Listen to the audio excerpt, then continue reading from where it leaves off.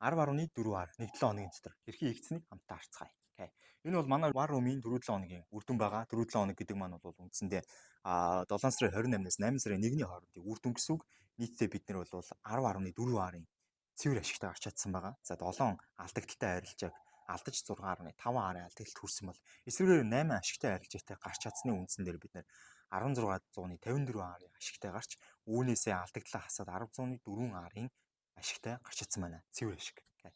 За тэгэхээр мэдээж энэ 7 хоног мөн гайхалтай эхлэв. Энэ 7 хоногийн хувьд бол ерөнхийдөө бид нар эхний орсон байгаа 3 арилжаагаа шууд алдсан. Араас нь бид нар нэг арилжаа аваад дахиад 4 арилжаа дараалал алдсан. Нийтдээ 7 арилжаагаа алдсан. Окей. За үүнийхээ араас бол харин 7 арилжаа тасралтгүй авч чадсан байна. Энэнгүүр энэ 7 арилжаагаар дамжуулаад энэ 7 хоног маань үндсэндээ 10.4 арыг авч чадсан гэж ойлгож болно гэсэн. Окей. За тэгвэл энэ арилжаанууд ямар арилжаанууд байсан, хэрхэн хийгдсэн, яаж ашиг авсан талаар бүгдээ ярилцгаая. Окей.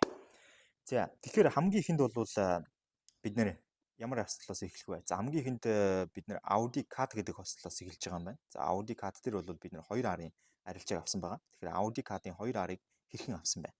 За Audi Card дээр бол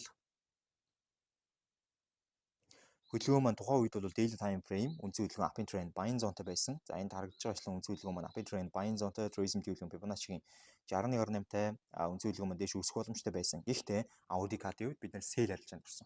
Яагаад гэх юм бол daily time frame up trend buying zone-тай 78.6-тай импульс явах боломжтой байсан боловч өмнө оройны даралт одоо даралт болж байгаа resistance zone гэж хэлж болно. За энэ оройны даралт бол ингэж доошлж ирж байгаа. Энэ зон дээр нэгдүгээр fake out candle үүсгэсэн.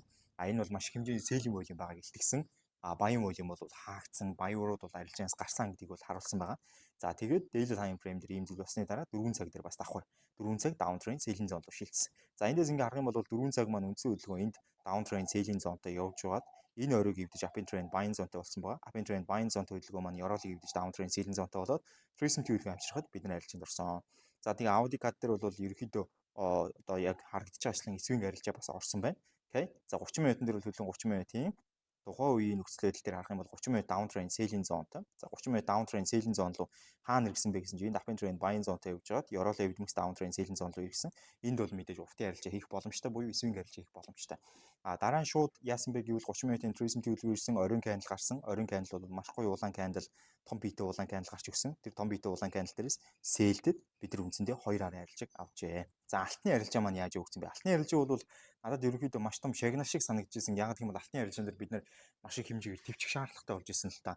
Маш их хэмжээгээр хүлээх шаардлагатай болж исэн. Алт маань бол одоо энэ харагдаж байгаа 30 минутын дээр энэ resist-ийг, энэ дээдлийн энэ resist-ийг бол нийтдээ 1 удаа, 2 удаа, 3 удаа, 4 удаа шалгасны үндсэн дээр уналтыг гүйцэтгсэн байгаа. Тэгээд бид нар бол 2 дахь удаагийнх нь шалгалсан дээрээс арилжаанд орсон байсан гэж үзэхэд бол маш их хэмжээгээр хүлээсэн гэсэн үг. Маш их хэмжээгээр эргэлзээс үүсчихсэн энэ арилжааг цаашаа барих үгүй те. Гэхдээ мэдээж барихыг сонгосон. Яагаад гэвэл өөртөө болон өөрийнхөө стратеги анализ бүх юмдаа ихтэй байх хэрэгтэй учраас. Окей.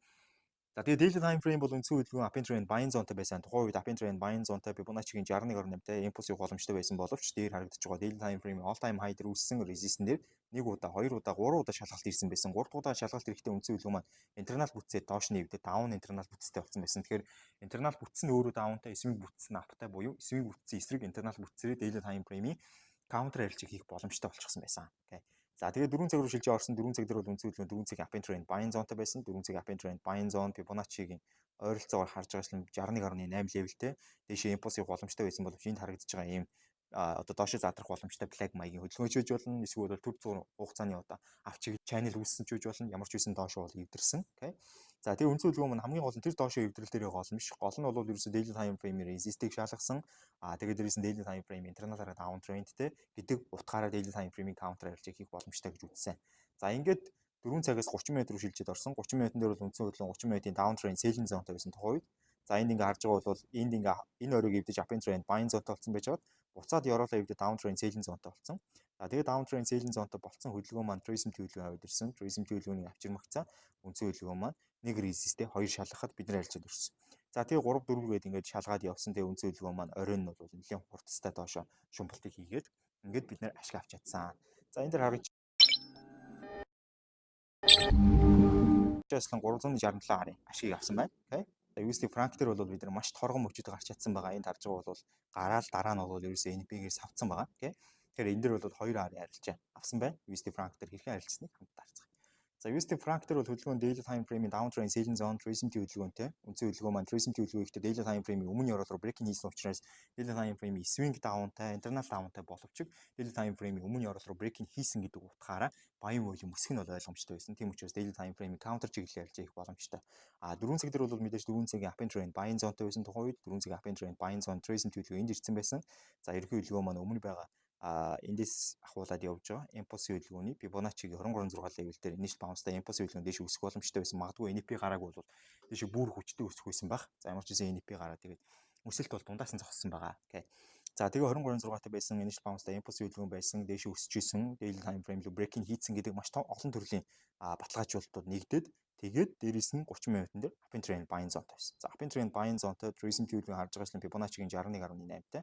Тэгэхээр үнцэн хөдөлгөөн маань дэше хас 27-оор хүрэх боломжтой гэдэг утгаараа хас 27 дээр бид нар арилжааг авсан. Окей, ингээд гарсан. Тэгээд яг хас 27 дээр хүрлээ ерөнхийдөө 30 минутын импульс хөдөлгөөн дууслаа. Тэгээд доошоо шумпсан байна. Окей. За USD Frank маань нэг иймэрхүү арилжаа болж өгсөн. Үүний дараа бол бид нар Pound USD дээр орж ирж байгаа. Pound USD дээр бол би swing арилжаа нийлсэн. За Pound USD-гийн swing арилжаа бол ерөөсөн машингийн daily time frame-ийн үнцэн хөдөлгөөн маань өөрөө энд яг нь after and buying zone шилжсэн дэшээ байж байгаад энд ёроолыг гэж down trend selling zone шилжээд recent хөдөлгөөн авчирсан байсан impulse хөдөлгөөн явах нь ойлгомжтой байсан. Өмнө байсан impulse хөдөлгөөний Fibonacci-гийн ойролцоогоор Fibonacci-гийн 50 дээр байгааг харж болно. Хас 45 руу унах боломжтой хөдөлгөөн. За тэгээ хөдөлгөөний 4 цаг руу шилжүүлэх арга юм бол 4 цаг дээр бид нэр за 4 цагийн recent хөдөлгөөнийг харж болно. За 4 цагийн үнцэн хөдөлгөөн маань down trend хөдөлгөөн рүү хаанаас шилжсэн бэ гэдгийг харъя.